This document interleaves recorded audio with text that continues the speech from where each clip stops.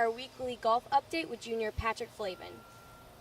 Patrick, how do you feel your play contributed to the overall team performance at the Dayton Flyer Invitational? Yeah, I felt like I played well. It was a good, solid tournament for me, and then I think both scores contributed to the team. So yeah, it was a solid week for me. What did you find to be the biggest challenge of the tournament, and how did you adjust in order to overcome it? Yeah, the conditions were really tough. It was good temperatures, which was nice, but it was very windy, really windy the first day, and then even windier, gustier the second day. So it was tough to just hit the ball, to know exactly how far you need to hit the ball because it was being manipulated so much by the wind. But I felt like I adjusted nicely. I've played in a lot of windy conditions before, so I drew back on those experiences and definitely handled it pretty well. How would you summarize your overall performance during the fall season? I think personally it was solid. I felt really good about my game mentally and physically. I was a little bit off in some areas, which led to kind of average finishes in the first couple tournaments. But I felt like I really hung in there and kept believing in myself, and then to get the win and then put myself in contention in the last tournament was good, and it kind of made me feel a ton better about where I stand going into the off season and into the spring. What do you seek to improve on before the start of the spring season? Yeah, I think personally, just getting better mentally. There's lots of ways you can do that, and I talked to Doc Slager, who's our mental coach, a lot about that. So I'm just going to keep on doing that stuff, and then physically, there's always ways to improve. The off season is a time to get your fundamentals down, so I'm going to do a ton of that. And then I know as a team we're all extremely fired up, so we're all going to be working hard just right out of the get-go. Even though it's the off season, this is the time to get better, so we're really excited.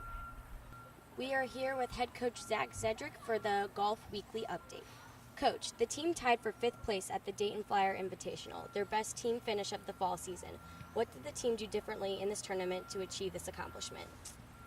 I think it's just a continuation of just improving the stuff that we've been trying to improve, especially with just playing with a lot of confidence and really just having that mentality that no matter what, I'm just going to try and get it in the hole as quick as I can. You know, some days it's going to be easy, some days it's not going to be so easy, and I think really just simplifying the approach and mentality, I think it's starting to show up a little bit.